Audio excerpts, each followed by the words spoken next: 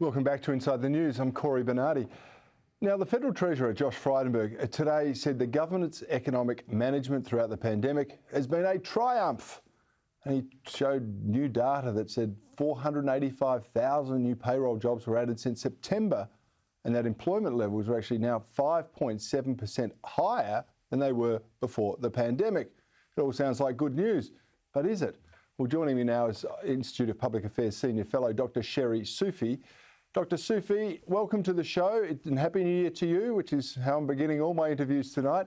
Tell me, is Josh Frydenberg right? Has this been a triumph of the government? Look, it's an interesting, thank you, it's good to be with you. Happy New Year to yourself as well, Corey. It's a pleasure to be with you. Look, it's an interesting viewpoint to be putting forwards. Certainly, it has been a tough couple of years for Australia. And the government has at times had to pursue measures that I think you wouldn't expect to see happen from the centre-right. Programs like JobSeeker and JobKeeper were essentially welfare handout-based programs. And there certainly is an argument to be made that this deviated the government away from liberal philosophy. But at the end of the day, in desperate times called for desperate measures. They did what they did, and I think there is an argument to be made to also say that these measures are precisely what has allowed the government to be able to provide Australian businesses and families the support they needed in what has truly been a tough time. And I don't think that there's a whole lot of negative to say about that. Yeah, look, I'm not that critical of actually JobKeeper, maybe the JobSeeker a little bit, given that if you're doing the same things as you were before the pandemic as you were during the pandemic, I don't know why you needed a pay rise at the taxpayers' expense. So I don't want to be too critical about that, but realistically, after 2 years of pent-up demand, when they open up the floodgates effectively, there should be a large growth in employment demand. But now the problem in, say, places like South Australia is actually getting people to turn up to work because governments are telling them, don't bother.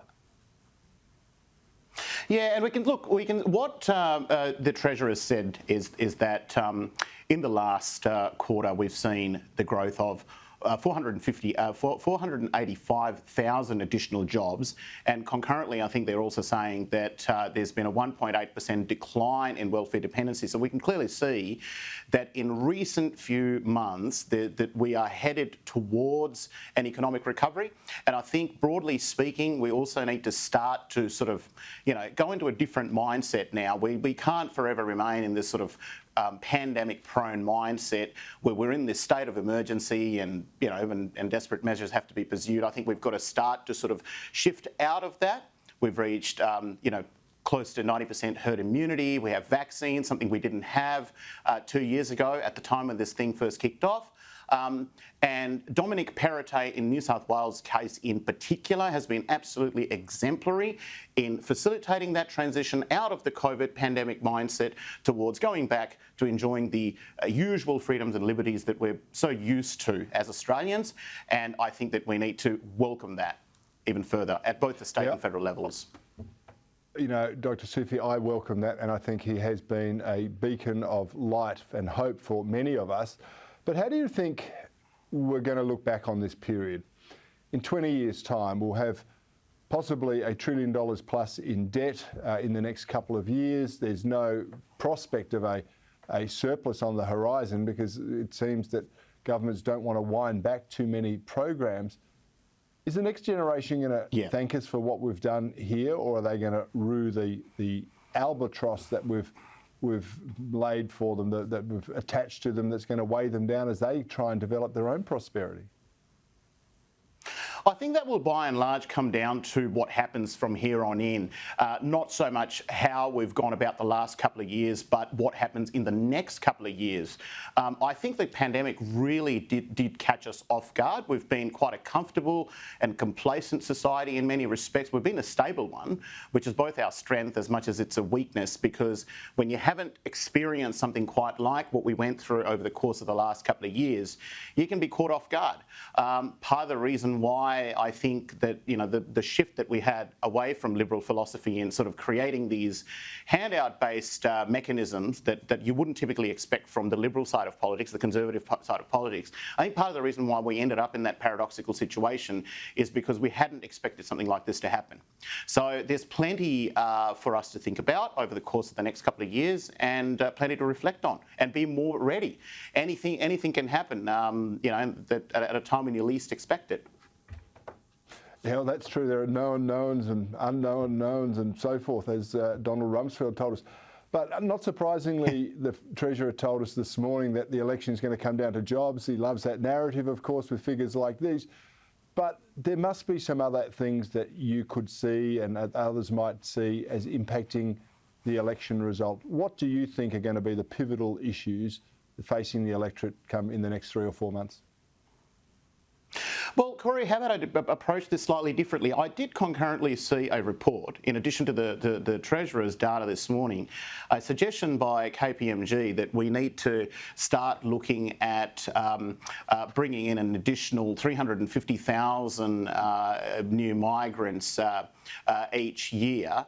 And that is a conversation that I think needs some careful thought and some careful scrutiny. Look, yes, I'm all for us shifting out of the pandemic mindset that we've been in, but coming out of that doesn't mean that we have to return to pre-pandemic levels of immigration. I think one of the good unintended consequences of the pandemic, I think, has been that it's actually put a halt to mass immigration. Now, in John Howard's times, we used to be able to put Australian culture and mainstream values above all else as a central pivot of our society. But you'd notice that in the last sort of 5 to 10 years, the Australian politics has shifted its rhetoric as far as immigration is concerned. We've gotten caught up in the politics of diversity, identity politics. We're talking about creating mechanisms and institutions to provide people from different minorities additional representation. And really, it goes against the spirit of what John Howard used to say. Now, Corey, you'd remember John Howard really loathed the term multiculturalism. In fact, we used to have government departments with the word multiculturalism in them. He had the word multiculturalism taken out of that language and changed the name of the Department of Immigration and Multicultural Affairs to just the Department of Immigration and Citizenship. I think that whilst we have many different areas of public policy to focus on in our transition from a COVID mindset to a post-COVID mindset, one of the major ones that we have to absolutely have a sincere and honest dialogue about is actually mass immigration, because the last thing we want to see is to go back to pre-pandemic levels. That's my view. Dr. Sherry Sufi, I know that will be music to the ears of so many people watching tonight, and I certainly agree with you, and I hope that we can have a further conversation about that specific topic, maybe later this week or later in the month. Dr. Sherry Sufi of the Institute of Public Affairs, thanks so much for your time tonight. It's been a pleasure.